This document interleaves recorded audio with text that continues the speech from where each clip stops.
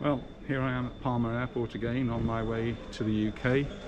So I've been through all the hoops, I hope. I managed to get my booking reference number for a day 2 test. Because I'm travelling today, I need to have the PCR test on day 2, and that's because I've been double jabbed here in Mallorca. If I was travelling on the 24th, I think from then you only need to have the lateral flow test, which is a little bit cheaper.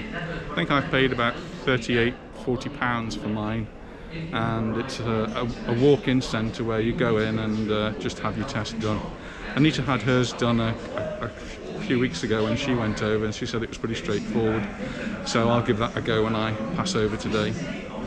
Next thing I had to do was to fill in my passenger locator form, and that was all pretty straightforward this time. I don't think I made any mistakes. Quite often, well, a couple of times in the past, I've made mistakes and I had to put in new forms. But no hassles this time, and I try to print everything out. It just makes life a bit easier than accessing the phone. Coming back last time, Anita couldn't find her files on her phone. Fortunately, the assistant on the desk knew exactly how to do it. She must have done it many times before, and so she had the forms up in no time. So I printed my forms out. So I've got my boarding pass, I've got my passenger locator form, and the other thing you need is a certificate to say you've been vaccinated, and the Spanish government, the European Union, produced that for you. So I've got that as my vaccine passport. So arrived at the airport, got to the parking, parked my car. One little hassle is last time it couldn't read my registration number at all, and this time it's read it but got it wrong. So hopefully that won't cause any problems when I return. I'm going to be away for a few days, and it's only costing 43 euros, so much cheaper than the UK, I think. Getting into the airport, no hassle at all. It's busy, it's very busy, but going through the security wasn't a problem. I managed to get through there, just take everything out that might be metallic, put it in the tray, get your computers out and cameras out, and sail through there, through the duty-free area. And then because we're flying to the UK, we have our own little bit of the airport, which here in Palma is Terminal A. And as you're going through towards Terminal A, the first thing you do is you show your passport, and I will go through the electronic scanning. And that works actually quite well, but don't forget to take your mask off. It doesn't work if you leave your mask on. And you go through that, and then they want to scan your passport. Once they've scanned your passport, they want to stamp your passport. So you go through a passport control, and then you go through another passport control where they stamp your passport. The reason for that is to count how many days you're here.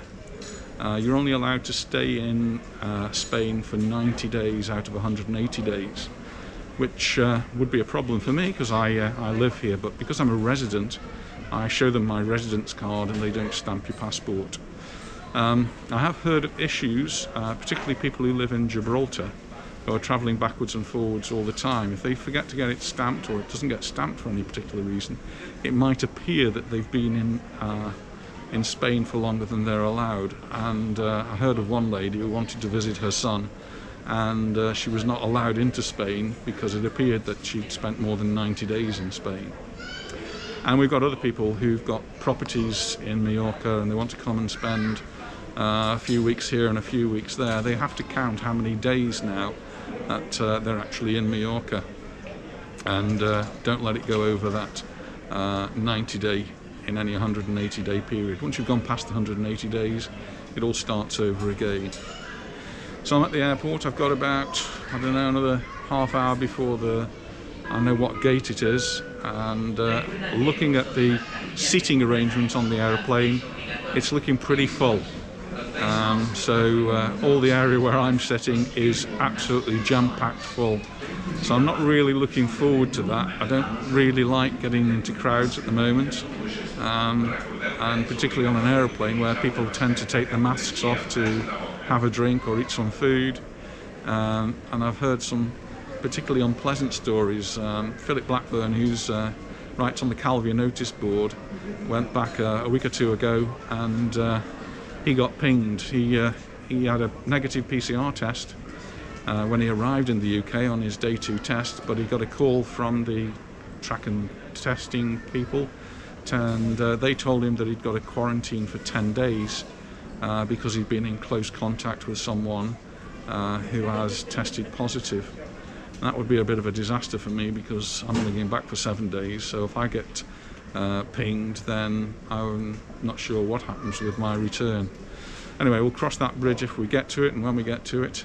But at the moment I'm sitting at the airport waiting to get on the plane to the UK and to see my granddaughter for the first time. So we've got a new granddaughter who's now only a couple of weeks old, and really excited about seeing her later on today. So thank you for watching. If you haven't already subscribed, hit that subscribe button, the bell, and I look forward to seeing you in the next video, which will probably be us, me and Anita, in England somewhere. So again, thank you for watching. Look forward to seeing you in the next one. Bye for now.